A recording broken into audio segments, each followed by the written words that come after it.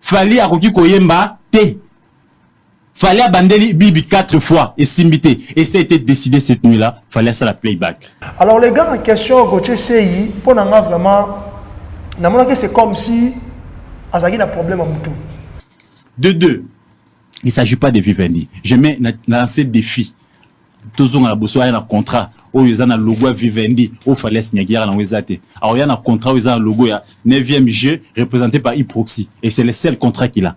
Dans ma propos, il y a directement que ça a été monté, alors il y a fallu pour pas avoir un disque d'or à l'occupa. Ils sont un solo, bon, bibisa. Et puis, si on a l'occupa, alors mais ça a 10 ans de prison. Et puis, on a bateau, on justifier la justice. Il faut reconnaître la puissance à Bamélomane à faire rigoler et faire bouger, n'est-ce pas, toute une organisation internationale. Moi, on a bon vent. Il n'y a pas de temps à l'Olympiade dans la ville. Il faut qu'on ait silite. Mais il y a un calendrier. Par contre, ça a besoin que les États-Unis d'Amérique, na août, mais les États-Unis ont mis moins. Bon, il y a un concert privé, il y a un vieil, il y a $5 000, il y a un Njala, il y a un Loro, il y a un Sanglan, il y a un zone. C'est pour ça qu'on met un concert dans le stade. Il y a un bâtard, il y a un bâtard. Les émissions, ou surtout 4 émissions, parce que je ne peux pas. Non, sur 4 émissions, 4 émissions, 4 émissions, tellement que je suis mis à locaux, l'actualité, Salut, c'est bel et bien l'artiste et comédien Jean Molayi. J'habite à Paris et pour moi, Senwave va changer complètement la donne. Moi et ma famille habitons en France et souvent nous envoyons de l'argent en RDC, République démocratique du Congo. Avec Senwave, on peut envoyer au minimum 1 euro, ce qui me permet d'envoyer souvent des petites sommes à mes proches. Et c'est super facile, je peux l'envoyer à la maison avec mon portable et sans frais. Alors, dès aujourd'hui, téléchargez l'application Senwave et découvrez les transferts d'argent simples et sans frais.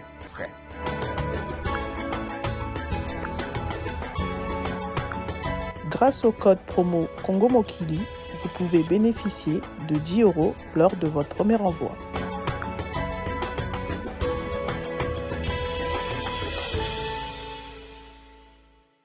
Voilà, vous êtes nombreux partout dans le monde. Botala Bissou, Ibrahim Abdi, votre humble présentateur de cette émission.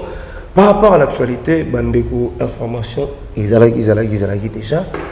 Un l'artiste Fali Poupa, je pense que Batubele Botala Bissou, on s'est joué bon la Guinée, depuis avant-hier, pas prestaki hier et aujourd'hui, s'il faut dire, basé sur la production.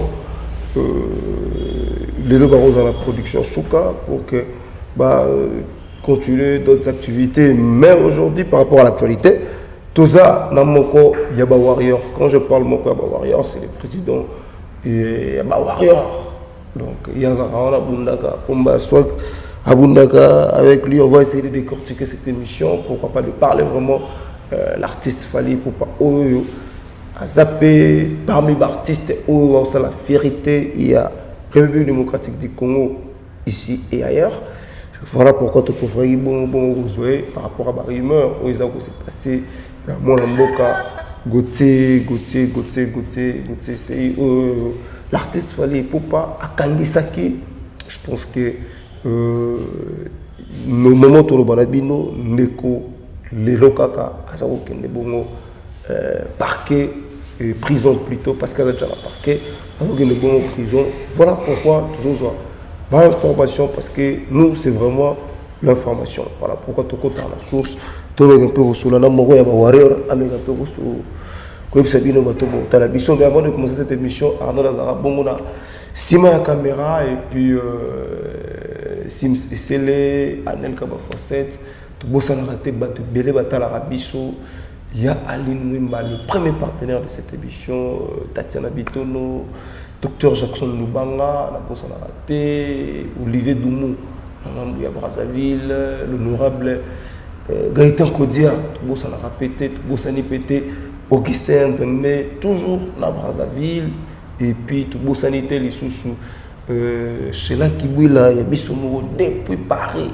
Donc voilà staff où basarana biso aida mobimbape tout beau sana raté bande ko pe basarana biso voilà beau sani les sous souté ser na biso mo bien atala pe biso ba côté ya il y a South Africa kuna tu mesana obenga et donc BBC donc il y a Olanda Bisso BBC donc merci vraiment et ça sera bien pour la soutien donc je ça pour vous Pomba Swag à qui déjà j'ai dit salut Pomba. Ouais, bonjour Ibra et puis toi derrière Bouto bonsoir Ibra et puis bonsoir à tous les warriors au Olanda Bisso c'est notre moment et je profite de l'occasion pour saluer notre leader Fali Poupa vraiment faut long la chapeau. Notre leader Fali Poupa du Cap La Merveille, bon séjour en Guinée et puis dans l'orchestre Mobimba. Et puis pourquoi pas remercier notre bureau en commençant par remercier notre directeur le plus frais Yaïdi Badia Tamote Menana Boduka. Pourquoi pas aussi remercier faire gagner La Merveille, Bavenanga Baïjiki Tengue. Et puis pourquoi pas mettre Sangande Balondo, mettre patron. En tout cas, il y a un réel plaisir de travailler et partager nos mêmes plateaux. Donc voilà. Et puis merci à l'assistante Yama Salanga, 3 fois patron maître.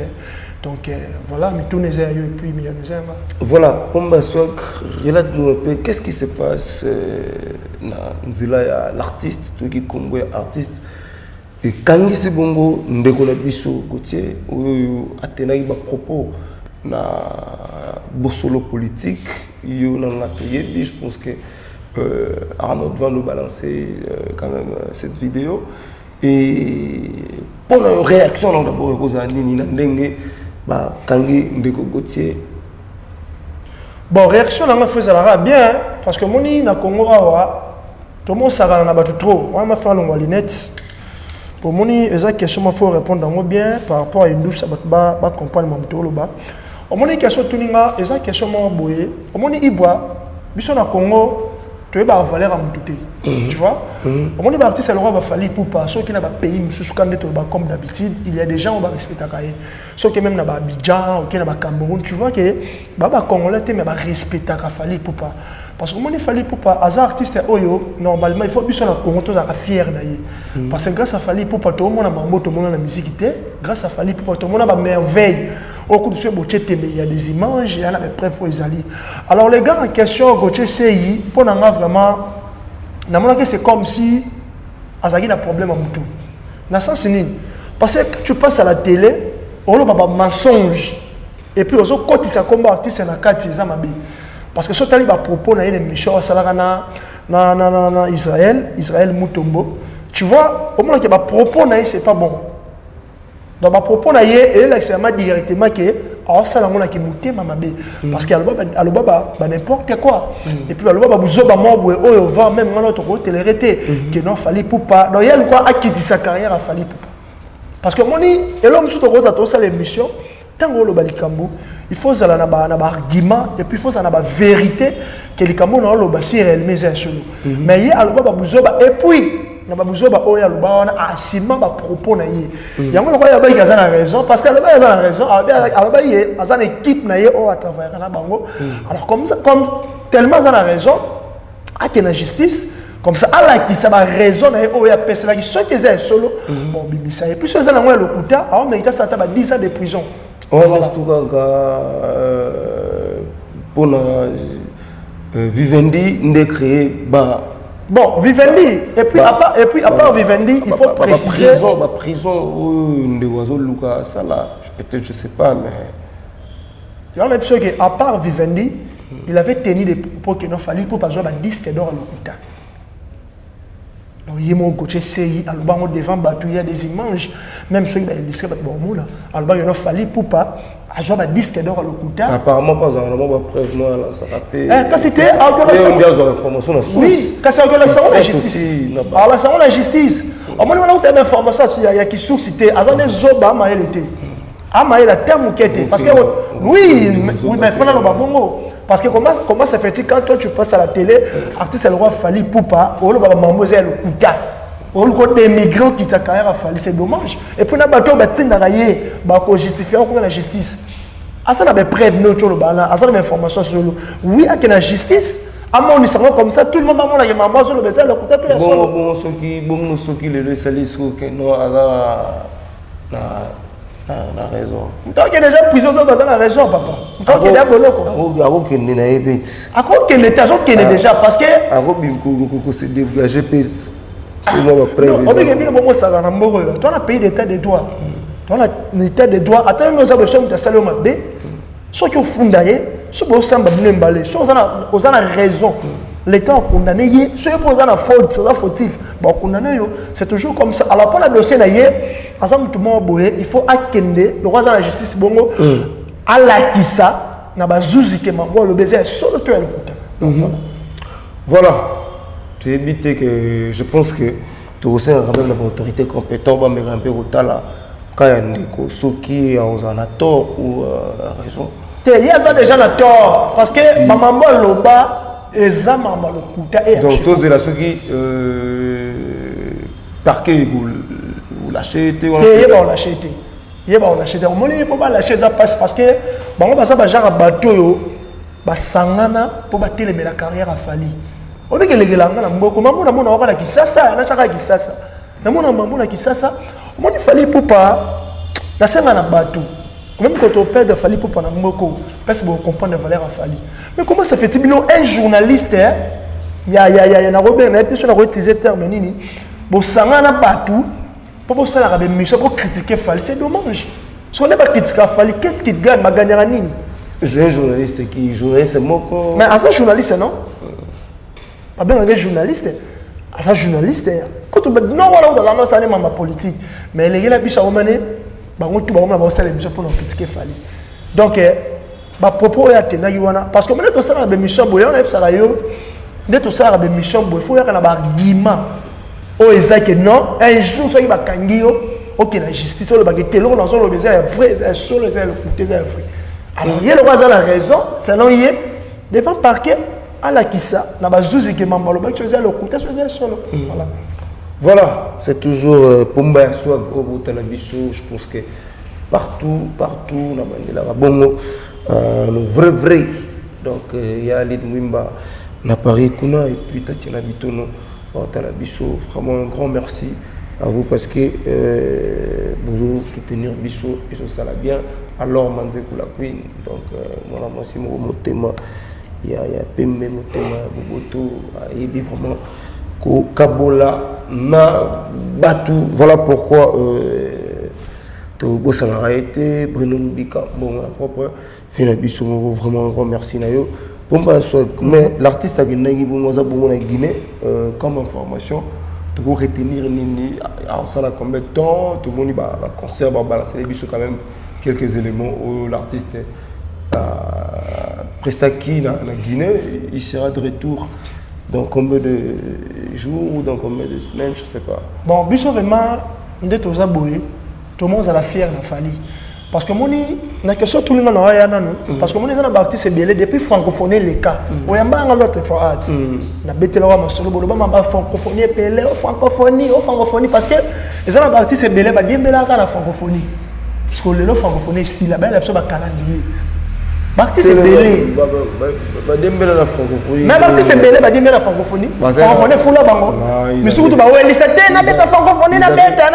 Ils avaient des actualités. La preuve année l'artiste Fali pour l'artiste Fali pour payer Moko d'abord à une actualité du côté du stade de Massamba Débat l'artiste fait répéter Koto à Betel répéter bah tu peux stade de martyr donc au p et c'est marqué et tout le monde peut dire la coste kuna peut chaque pays liban voilà après calendrier bazo voyager dans le bien on dit Ibwa, ngali ngaso ya minga na expliquer ba tu peux pas comprendre. Ça veut dire quoi? Faut les aguiat. Maman bête ya bastard c'est déjà passé frère. Mais bien pour bête. C'est déjà passé. On a dit que c'était pas on va soutenir la francophonie. Et on te passe bango devoir parce que tu peux ça yoka. Ibwa, tu peux ça bango devoir. Non bien, na ninga ma bête na Congo wa conquérant fallait arrêter. Orchestre monté na Congo le orchestre Fali. Na visibilité na standing na voyage na mamtou et puis sortir te na bani ko différencier. Bon, bah, tout le bien belle, bah, où est la francophonie? Bah, moi, les francophonie, le roi final à la Ligue des Champions. Et on te dit, bah, le roi va me mais qui est, bah, le loco, bah, capi, francophonie, c'est lit. Bah, il a son calendrier. Et puis, l'artiste, on a on a bon vent, on a temps, pour te dire vrai, il y a qu'on s'arrête sur le bateau, il y a aucun homme, s'il te plaît, s'il te plaît, s'il te plaît, s'il te plaît, s'il te plaît, s'il te plaît, mon frère. Les émissions, où sont 4 émissions. parce que je ne peux non, sur 4 émissions, 4 non, attends comment vous dites. Moi, je ne peux pas accepter. Moi, je ne peux pas. Écoute, mon frère, moi, je n'ai pas cette. Mon frère, moi, non. Dans le Bible, est-ce que nous avons cette même chose? Comment non, tant que moi, musicien, voilà. Il y a une émission, artiste, artiste, artiste, Mboka. Il y a un artiste, c'est moi, bon vent. À quoi ça va bateau? À quoi ça va bateau? Non, on tenait à les États-Unis, on a boy, on a bêta, on a bêta. On a la voix, toujours, l'artiste, on a bêta dans le monde. On se comprend.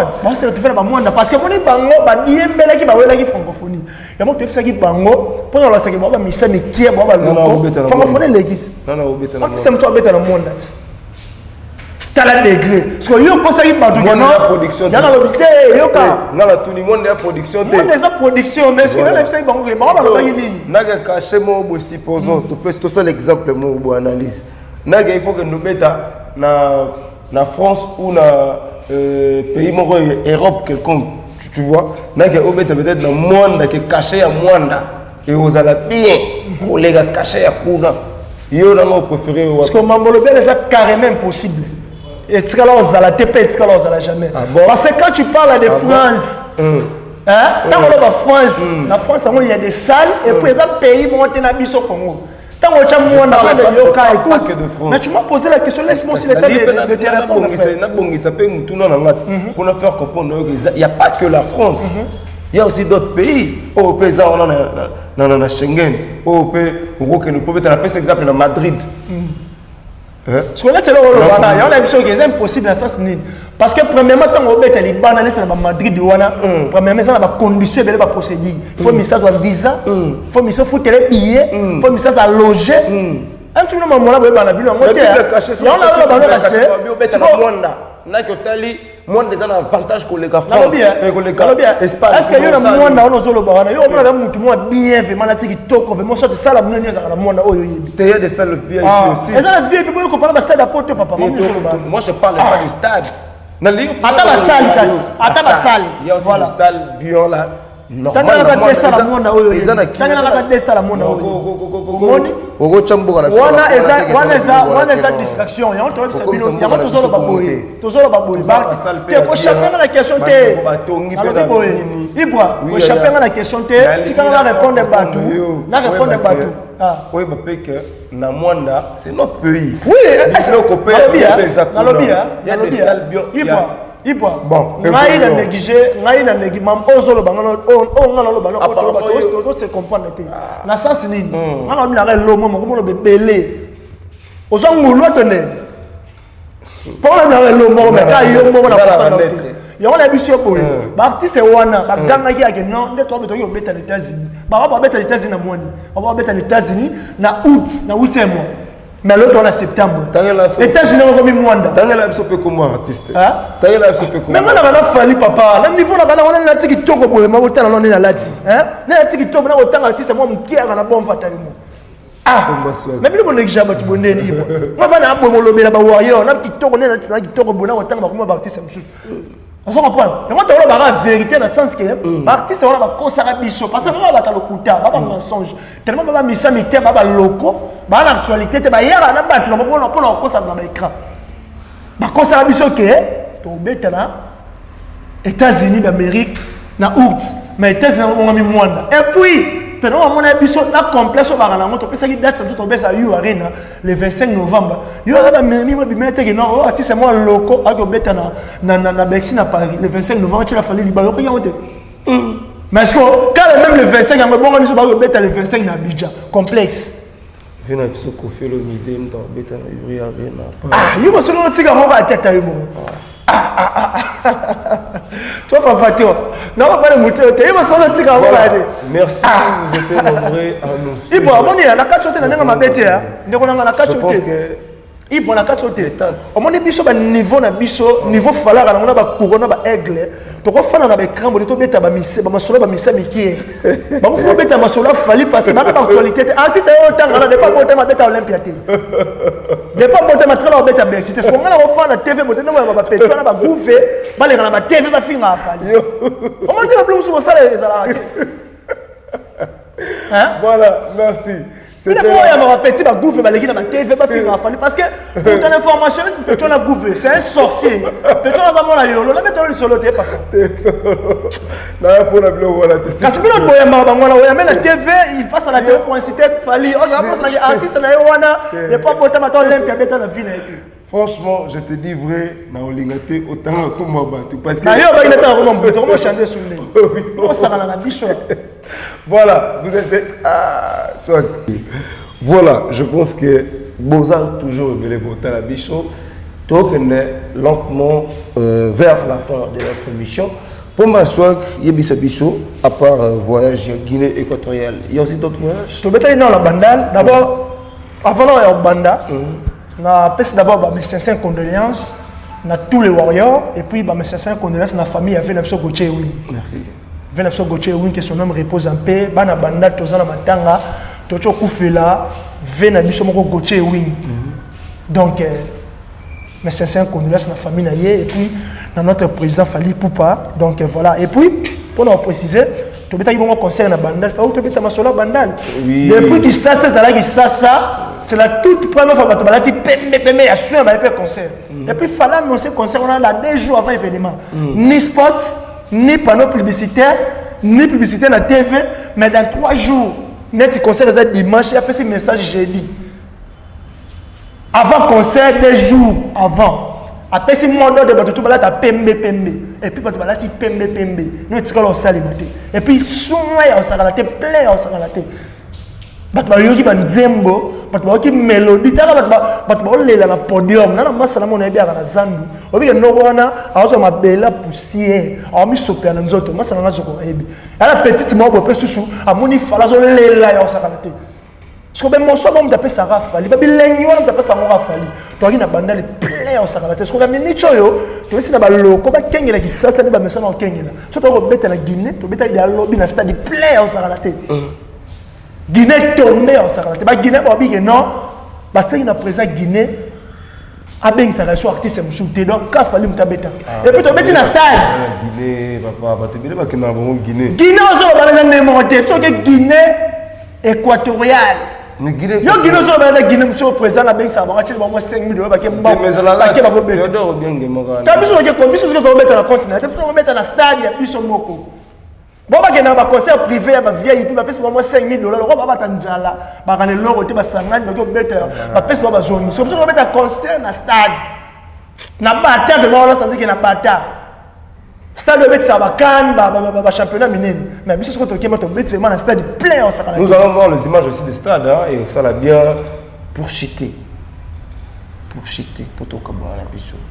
Mais la réponse à la question, après Guinée, tu as un concert en Tanzanie. Après Tanzanie, tu as un anniversaire à Freeman aux États-Unis. Si tu as un États-Unis, tu as une boîte de nuit avec 200 personnes. Si tu as un États-Unis, tu as une salle à Mineni. Les toutes premières parties, c'est Congolais, Africains, tu as un stade d'Apollo, c'est Fali Poupa. Donc, si tu as un États-Unis, tu as un concert à Mikemkete. Pour ton information, tu as aux États-Unis. Après États-Unis, tu es sous 17 ans, après You Arena, après na Ovo Arena, 2024, vous préparez le double stade de Marty. Nous, ça les matés. Double stade de Marty. Ce que lequel il m'a fallu passer d'être double stade de Marty. On va dire que c'est moi, mais Miguel Balandi. On va comme ça, on va mettre à la double stade de Marty. On a fallu que tu vas complexer. Voilà. Poto Kabouana Bissos, Ogolo Banini, Nandego Oyo. L'artiste Fali Poupa a essayé pour nayo aussi la justice. C'est vrai que Yozani Mingi dans Lambo, il y a l'artiste Fali, mais moi Boli Missipé, Salema, Nanzela Ndeko Nabiso, tu éviter au rôle Banini. Non, le Banini, nous pour la main, c'est un bacat il a 10 ans. Na ça c'est nini. Au moins il faut respecter Fali, tu n'as pas bêté. Bato bozo yamba ba respecter la qualité. Non linga to loba bino. Chaka bato peut-être basama. Tant le bino. On est toi collectif à journaliste mo boy. Mais belé ba koma bongoti. Et belé ba koma bongo. Yo na bi kozamte, yo fa mamona te. Neti banane. Te yo na kozala mamona te mais ba te belé ba koma bongo. Te na otanga komo te na sina respect. Mais sauf que ba jona ba sangana pour pas détruire carrière à Fali. Mais lorsque Babo ça ici matin. Est-ce qu'il y a aussi des chaînes où ils ont pour nuire l'artiste? Ah, mais Fali ça le plus combattu dans le Congo. Na mboka na mo ba combattre ma casse. Et puis à part nous combattre Fali comme beaucoup la famille belé na YouTube, na ba chaîne télévision. Na ba no belé, ba mo lien na YouTube na combat Fali. Mais je te dis frère, ba journaliste belé pour ba yé ba na leoza na combat Fali. On se comprend. Il y a un moment où on a bangoté, ils sont importants, on a un calendrier, on a un contrat, parce que mon livre est international. Toi, tu as un orchestre, tu as un orchestre, tu as un orchestre, tu as un orchestre, tu as un orchestre, tu as un orchestre, tu as un orchestre, tu as un orchestre, mais ils sont formés, c'est des orchestres. Mais il y a un moment où tu es dit que nous avons un album, il y a un émission qui est Kofi Olomide, deuxième légende. Ils ont dit l'artiste Patrick Beckham a joué en septembre. Tu dis Jésus de Nuance P dynastie. Parce qu'on a 400 aussi sur temps là, comme ça. Tout le temps, on a un bête, on a niveau on a bichoté. Tout le temps, comme on a niveau on a fallu. Façon de baser la radio m'a fallu na biso na l'artiste peut bien baba ndiko ba sala musa. Bande oza ba konde mais par rapport à dimension boulot, hein na ba contrat, ba nini non. Voilà, yo te bon to ba bundati. Te ba bunde mais ba niveau na biso te na nenga mabete. Ba so ba disque de platine. Ah, mon nous le man. On va ba stade à Guinée plein, on va ba yu arena Kalaté ba Ovo arena tout ça. Le 23 novembre Yuri Arena. Le 23 novembre, le 25 novembre, on a eu là-bas à Poto, tous les Warriors. La même chose pour ton information. Novembre, la même chose pour ton information. Novembre, le 25 novembre. Ok. Le 25 novembre, la même chose pour ton information. Le billet de G6, solde. Dans la même chose, notre billet, ils ont 50 quelques euros. Oui, oui. 56 euros. Voilà. Dans la minute, le billet Sili. Comme on a 5 heures, le billet. Pourquoi tu as concert à Fali? On s'en comprend. Donc, à part ça, tu as sur un concert le 8 novembre et le 8 décembre à Ovo Arena. C'est-à-dire que sur le contrat, ESA et Belé en Saranaté. En fait, on a eu la mamonté parce que dans le niveau Fali, il faut que tu aies un Nzamba Batile parce que mon grâce à Fali, à bord de la famille Belé. Donc, voilà. Merci, quelques dédicaces. Nous avons tout bataille. Non, on peut sa numéro, Warrior, beaucoup mélange. C'est-à-dire, mon message dans WhatsApp, moi, encourage. Et ça, la bien plus de 243, les seuls codes héléniques. Venant William Moucheni, bon séjour aux États-Unis, 89 26 51 678, 89 26 51 678, mon message en tout cas, et ça l'a bien en paix, ça va me tébélé. Namasa Dani Chandou, chinois congolais, bon séjour à Kinshasa, moté mais Josan Onienze, Bana Congo, boutique Zara Moro na Grand Marché, Lac Mero, pardon, Louvre Kato. Et puis madame Josiane Onienje monté mais Dani Chandou soit dans besoin là ta collection bien bazaona et puis sans oublier mon V Nixon boutique la grande motion papa na Nicta na peso bambote belé na pesa sou bambote na mon colonel Patrick Kungu et puis bambote belé na masananga Gédéon 3 fois Zokora champion judo motema ya mère na biso na mère na biso Omba ma comme mbore kiminga mais ça dérange pas et puis na pesa bambote belé na masananga Igo Capella, c'est-à-dire banaki restaurant Zara Moko, restaurant terrasse na avenue Lokolama na direction Gambela na commune Kassavu buso molia bien olata bien moi et Laura Malil masanga Igo Capella zana donc voilà merci. Merci, c'était la pomba swag Molobeli ya ba warrior au tous en la de temps en temps yetango information à l'arrière pas bien ndeko Ibrahim big Fona les Ghana, donc Tikotak, merci à tous les warriors qui ont la émission. Je pense que nous avons surtout aux opportunités de l'émission. Ceux qui s'appellent l'émission Nabino. Merci à notre réalisateur, donc voilà, bon, l'assistance à l'émission Nabichou, le réalisateur. Donc, un grand merci, courage, parce que quand ils ont les Ghana. Calme, oui, le bas, calme. Donc, merci les sous-sous. Là-bas, partenaire, surtout, vous avez toujours belé. Là-bas, autant de combo, là-bas, autant de Bobigande, déjà au bas de l'écran. Et au salaire bien, je vous aime tous. D'ici là, portez-vous bien. Bye bye. L'ambassadeur des jeunes congolais pour la paix, Ado Youé, a procédé samedi à l'inauguration de l'ambassade dédiée aux jeunes congolais. L'inauguration de ces bâtiments se veut, d'après cet ambassadeur, être la concrétisation de la volonté du chef de l'État dans l'encadrement et l'épanouissement de la jeunesse congolaise d'ici et d'ailleurs. C'est ici qu'est situé le siège de l'ambassade de la jeunesse congolaise pour la paix et le développement de la RDC. Plusieurs délégations des officiels congolais, des mouvements associatifs publics et privés, d'encadrement des jeunes, des autorités nationales et provinciales, ainsi que quelques chefs de missions diplomatiques ont assisté à cette cérémonie d'inauguration qui est une première dans l'histoire de l'RDC et celle de la jeunesse RD congolaise d'avoir une cité de la paix 6-4 avenue Mafuata au quartier Basoko dans la commune d'Ngalima à Kinshasa. À en croire Ado Youé, ambassadeur de la jeunesse congolaise, l'objectif est d'apporter une solution rapide liée à la création d'un espace d'échange entièrement consacré à la cause de tous les jeunes Congolais d'ici et d'ailleurs. L'ambassade de la jeunesse congolaise vous concerne tous, n'hésitez pas. Vous devez comprendre que ce qui nous réunit nous rend plus forts. Et nous allons avancer toujours avec la paix et surtout l'unité nationale. Voilà pourquoi j'invite toute la jeunesse congolaise à se joindre à nous pour collaborer ensemble.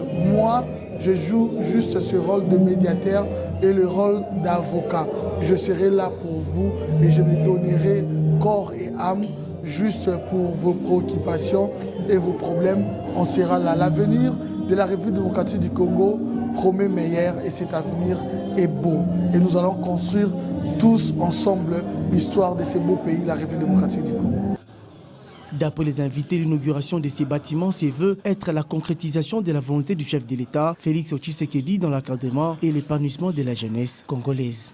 Et je déclare donc en ce jour inauguré ces bâtiments qui est dédié à la jeunesse et j'invite toute la jeunesse congolaise à fréquenter cet endroit parce que nous mettrons à la disposition de ces lieux toutes les informations et toutes les opportunités pour la jeunesse, mais également que nous tous puissions travailler à côté de nos autorités militaires et sécuritaires sur la question de la paix pour notre pays. Projet, ne restez pas ces jeunes-là qui est en train de murmurer, de pleurnicher à tout moment. Essayez un peu de penser à quelque chose à faire et puis voir l'ambassadeur. C'est l'ambassadeur qui vous fera la voix pour voir le ministre qui peut peut-être concrétiser votre projet. Mais c'est un plaisir, c'est une fierté aujourd'hui d'avoir ces très beaux cadres qui désormais pourra recevoir des doléances, recevoir quelques problèmes que nous avons nous jeunes. Donc je dirais coup de chapeau.